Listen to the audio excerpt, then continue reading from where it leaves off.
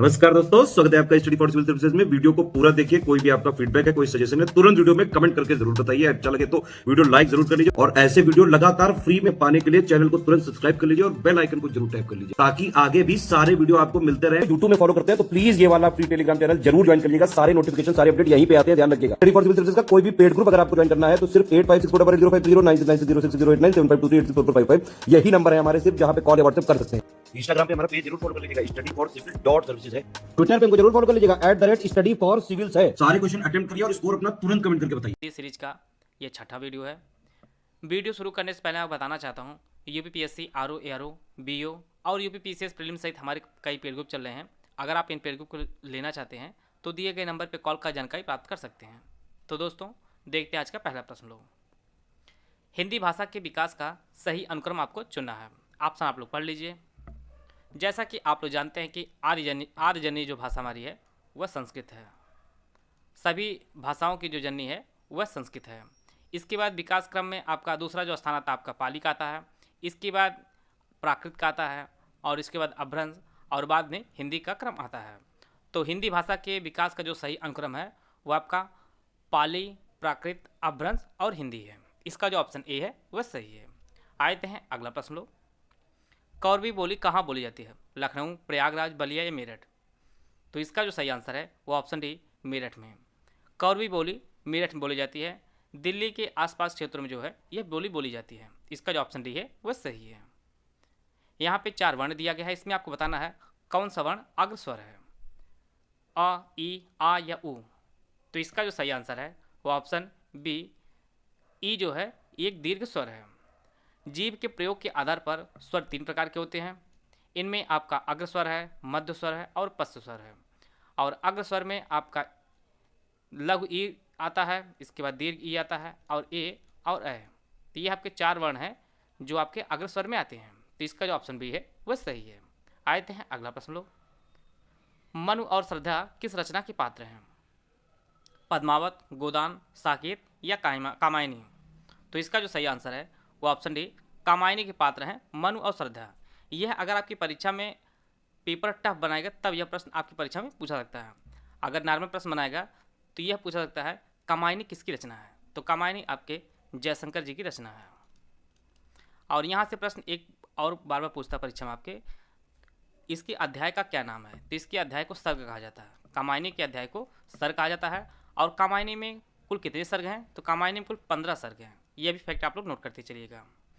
और कामायनी के जो प्रकाशन किया गया था वह 1936 में इसका प्रकाशन किया गया था। तो हम लोग टोटल जान लेते हैं सारे फैक्ट एक बार फिर से।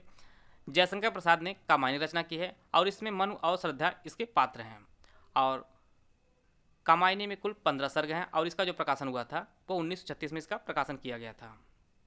आते हैं अगला प्रश्न। लोग, भूतकाल कितने प्रकार के होते हैं? 6, 8, 4 या 3? तो इसका जो सही आंसर है वो ऑप्शन ए, भूतकाल कुल 6 प्रकार के होते हैं। उनमें आपका सामान्य भूत, दूसरा आपका आसन्न भूत, तीसरा आपका अपूर्ण भूत, चौथा आपका पूर्ण भूत, पांचवा आपका संदिग्ध भूत और छठा आपका हेतु मद भूत। तो टोटल 6 प्रकार का भूतकाल होता है। सामान्य भूत, आसन्न भूत, अपूर्ण भूत, पूर्ण भूत, संदिग्ध भूत और हेतु मद भूत। टोटल 6 प्रकार के भूतकाल होते हैं। इसका जो ऑप्शन ए है वह सही है। श हा यह किस वर्ग के व्यंजन है? तालव्य, ऊष्म, अंतहस्त या ओष्ठ? तो इसका जो सही आंसर है वो ऑप्शन बी, ये सभी जो वर्ण है ये आपके ऊष्म व्यंजन है। जिन वर्णों के उच्चारण में विशेष प्रकार की ऊष्म वायु निकलती है उन्हें ऊष्म व्यंजन कहा जाता है। इनमें यह 4 वर्ण आते हैं, श हा ये सभी आते हैं। इसका जो ऑप्शन बी है वह सही है। कंठ तालव्य किस वर्ण का उच्चारण स्थान है? यहाँ पे 4 वर्ण दिया गया है, आप लोग ऑप्शन पढ़ लीजिए।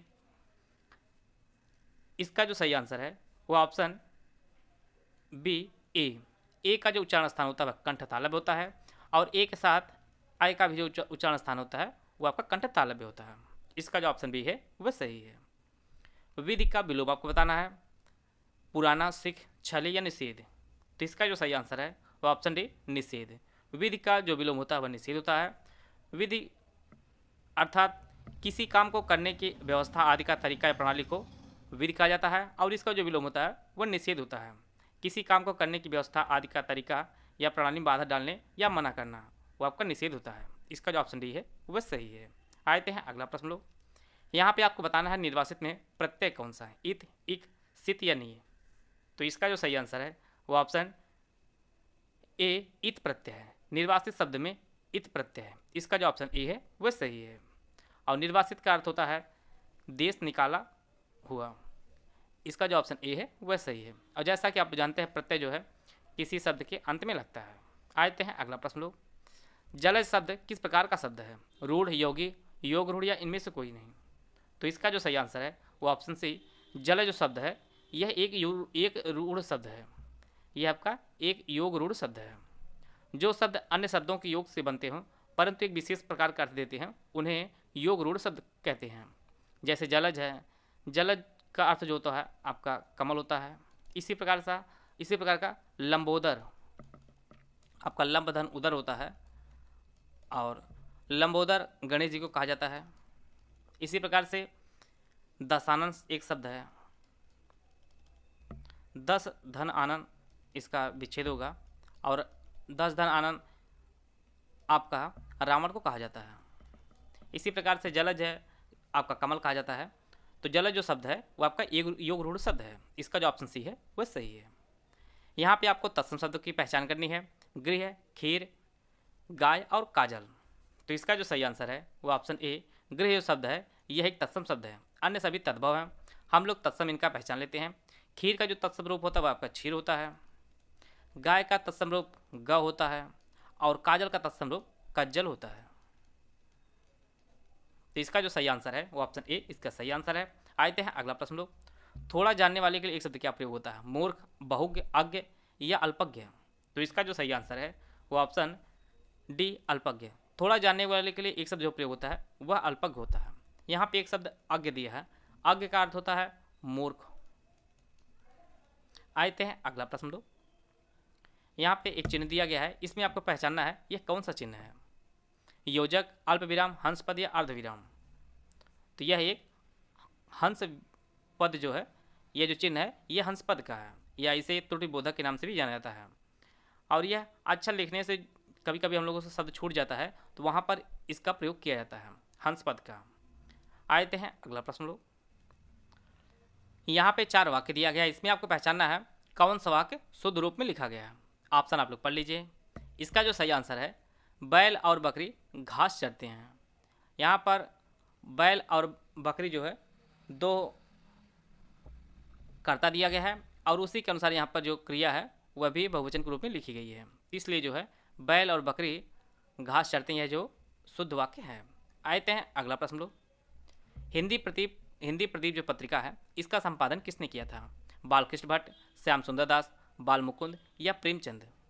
तो इसका जो सही आंसर है वो ऑप्शन ए हिंदी प्रदीप पत्रिका का संपादन बालकृष्ण भट्ट ने किया था और इसका संपादन इलाहाबाद से 1887 में बालकृष्ण भट्ट ने किया था और यह मासिक पत्रिका थी। हिंदी प्रदीप जो पत्रिका थी वह एक मासिक पत्रिका थी। इसका जो ऑप्शन ए है वह सही है। और बालकृष्ण भट्ट ने हिंदी प्रदीप पत्रिका का संपादन जो है वो टोटल 33 सालों तक किया था और यह इलाहाबाद से प्रकाशित होती थी। आते हैं अगला प्रश्न लोग। कुटज के लेखक कौन है, श्याम सुंदर दास, हजारी प्रसाद द्विवेदी, महावीर प्रसाद द्विवेदी या जयशंकर प्रसाद। तो इसका जो सही आंसर है वो ऑप्शन बी हजारी प्रसाद द्विवेदी ने कुटज की रचना की थी। इसका जो ऑप्शन बी है वह सही है। हजारी प्रसाद द्विवेदी के अन्य रचनाएं जो काफ़ी महत्वपूर्ण उनको आप नोट कर लीजिए। अशोक के फूल, यह कई बार परीक्षाओं में पूछा है, अशोक के फूल। और दूसरी जो रचना है हिंदी साहित्य की भूमिका, हिंदी साहित्य की भूमिका, इसकी जो रचना है वह हजारी प्रसाद द्विवेदी ने की थी। कुटज, अशोक के फूल और हिंदी साहित्य की भूमिका की रचना हजारी प्रसाद द्विवेदी ने की थी। आशा है आप सभी को बहुत कुछ जानने को मिला होगा। वीडियो अगर आपको अच्छा लगा तो लाइक कर सकते हैं, चैनल सब्सक्राइब कर लीजिए। वीडियो को पूरा देखने धन्यवाद। जय हिंद, जय भारत। यदि परिश्रम करोगे तो उत्तीर्ण हो जाओगे। इस वाक्य में आपको पहचान करनी है यह किस प्रकार का वाक्य है, सरल वाक्य, संयुक्त वाक्य, मिश्र वाक्य, इनमें से कोई नहीं। तो यह एक मिश्र वाक्य का उदाहरण है। यदि परिश्रम करोगे तो उत्तीर्ण हो जाओगे। जिन वाक्यों में एक मुख्य या प्रधान वाक्य हो और उसके साथ दो या अन्य आश्रित वाक्य हों, वे सभी मिश्र वाक्य के अंतर्गत आते हैं। इसका जो ऑप्शन सी है वह सही है। आते हैं अगला प्रश्न लो। काम काज में कोरा होने का अर्थ आपको बताना है। अप्रिय लगना, काम समाप्त करना, काम ना जानना या कर्तव्यनिष्ठ होना। तो इसका जो सही आंसर है वो ऑप्शन सी, काम ना जानना। काम काज में कोरा होने का अर्थ होता है काम ना जानना होता है। इसका जो ऑप्शन सी है वह सही है। आते हैं अगला प्रश्न लो। अगर मगर करने का अर्थ क्या होता है? कपट करना, व्यर्थ समय गंवाना, बहाने बनाना या इनमें से कोई नहीं। तो इसका जो सही आंसर है बहाने बनाना। अगर मगर करने का जो अर्थ होता है वो बहाने बनाना होता है। इसका जो ऑप्शन सी है वह सही है। आते हैं अगला प्रश्न लो। हास्य रस का स्थायी भाव आपको बताना है। जुगुप्सा, हास, रत या भय। तो हास्य रस का जो अस्थायी भाव होता है वह हास होता है। इसका जो ऑप्शन बी है वह सही है। आते हैं अगला प्रश्न लो। आचार्य रामचंद्र शुक्ल का जन्म कहाँ हुआ था? लखनऊ, बस्ती, वाराणसी या इलाहाबाद। तो इसका जो सही आंसर है वो ऑप्शन बी, बस्ती में जन्म हुआ था आचार्य रामचंद्र शुक्ल का। इसका जो ऑप्शन बी है वह सही है। और इनका जो जन्म है वह 11 अक्टूबर 1884 को इनका जन्म हुआ था और इनकी जो मृत्यु हुई थी वो 2 फरवरी 1941 को इनकी मृत्यु हुई थी। इनकी सबसे जो प्रसिद्ध रचना है उसका नाम चिंतामणि है। ये कई बार परीक्षा में पूछा गया है, इसको आप लोग नोट कर लीजिए। चिंतामणि की जो रचना है वो आचार्य राम शुक्ल जी ने की थी और इनका जो जन्म है वो बस्ती जिले में हुआ था, उत्तर प्रदेश की।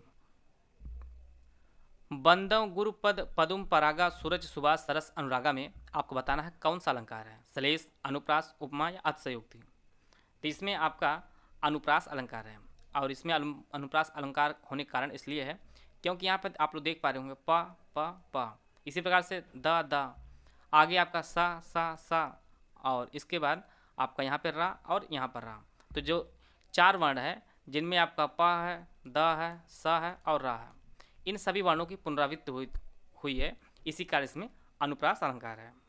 जिस पंक्ति में एक या अधिक वर्णों की जो आवृत्ति होती है वहाँ पर अनुप्रास अलंकार होता है, इसी कारण यहाँ पर अनुप्रास अलंकार है। आते हैं अगला प्रश्न लोग। सूर्य का परिवाची कौन नहीं वो आपको पहचानना है। आदित्य, जनार्दन, दिवाकर या मार्तंड। तो इसका जो सही आंसर है वो ऑप्शन बी, जनार्दन जो शब्द है यह सूर्य का परिवाची ना होकर यह विष्णु जी का परिवाची है। बाकी आपका आदित्य, दिवाकर और मार्तंड जो है ये सभी सूर्य के परिवाची हैं। सूर्य के अन्य परिवाची आपका दिनकर है, भानु है, भास्कर, प्रभाकर, ये सब जो शब्द हैं ये आपके सूर्य के परिवाची हैं। बाकी आपके जनार्दन जो है विष्णु के परिवाची हैं। विष्णु के अन्य परिवाची आपके केशव है, माधव है, ये सभी जो है विष्णु के परिवाची हैं। आते हैं अगला प्रश्न लोग। यहाँ पे आपको बताना है कौन मुनि का परिवाची नहीं है। निर्वाण, यति, वैरागी या अवधूत। तो इसका जो सही आंसर है वो ऑप्शन ए, निर्वाण जो शब्द है यह मुनि का परिवाची ना होकर यह मोक्ष का परिवाची है। बाकी आपका यति, वैरागी और अवधूत जो शब्द है ये सभी मुनि के परिवाची हैं। आते हैं अगला प्रश्न लोग। सती, सती का अर्थ आपको बताना है। ऑप्शन आप लोग पढ़ लीजिए। पहले सती के जो अर्थ होता है वह पतिव्रता होता है और दूसरे सती का अर्थ होता है आपका सैकड़ा होता है। इसका जो ऑप्शन बी है वह सही है। आते हैं अगला प्रश्न लोग।